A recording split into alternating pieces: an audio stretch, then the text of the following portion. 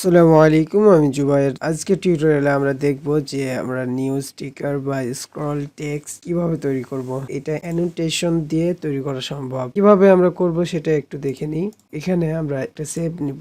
এই শেপটা আপনাদের ইচ্ছা মতো জায়গায় জুড়ে নিতে পারবেন। আমি জাস্ট আপনাদেরকে দেখাচ্ছি, এই অনুযায়ী আপনারা ব্যবহার করবেন। আমার মতন করেই করতে হবে সেটা না। আর অপাসিটিটা আমি একটু কমিয়ে দিলাম। গ্রেডিয়েন্ট বা সলিড, আমি সলিড নিলাম। তারপর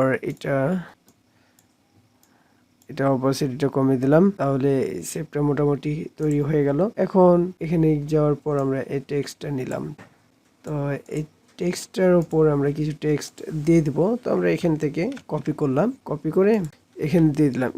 এইটুকু এই টেক্সটটুকু আপনারা কি করবেন, সিলেক্ট করবেন। এই যেভাবে সিলেক্ট হবে তখন এর ফন্ট সাইজটা আপনারা দিয়ে দিবেন। আমি 5 দিয়ে দিলাম। আপনার যতটুকু দরকার ততটুকু দিবেন, সমস্যা নাই। এইটুকু এভাবে রাখলাম এবং এখানে ফন্টটা আপনারা যে কোনো ফন্ট চুজ করে দিয়ে দিতে পারবেন। আমি এটাই দিলাম, বা যেটা ডিফল্ট ফন্ট ছিল সেটাই দিয়ে রাখি আমি। তারপর এখানে এরকম ভাবে আমি দিয়ে দিলাম।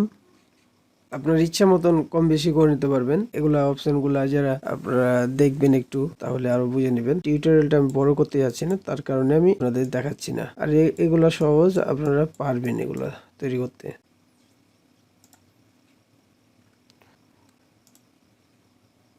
এইটুকু আমরা ফ্রেমের বাইরে করে নিলাম। করার পর এই টেক্সটের উপরে আমরা একটা অ্যানিমেশন দিব। ঠিক আছে, এখানে কাস্টম অ্যানিমেশন দিয়ে দিলাম।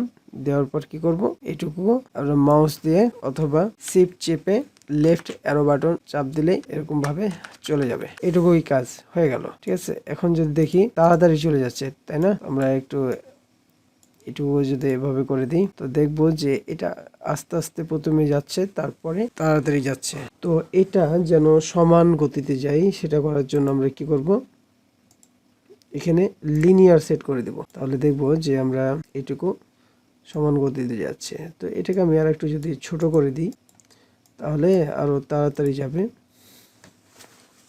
তো আপনারা দেখবেন যে আপনাদের কত স্পিড দরকার, সেই অনুযায়ী আপনারা তখন সেটা করে নেবেন। তো আমি এটা রাখলাম। পর এই ব্যাকগ্রাউন্ডটাকেও, এটা শেষ হয়ে যাওয়ার পর ব্যাকগ্রাউন্ডে চলে যাবে।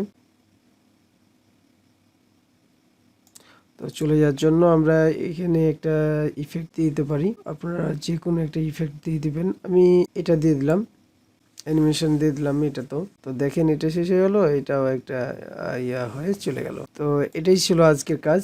আশা করি এটা বুঝতে পেরেছেন। আর এরকম ভাবে আপনারা আরো অনেক কিছু তৈরি করতে পারবেন। তো আজকের টিউটোরিয়াল এ পর্যন্ত। আল্লাহ হাফেজ।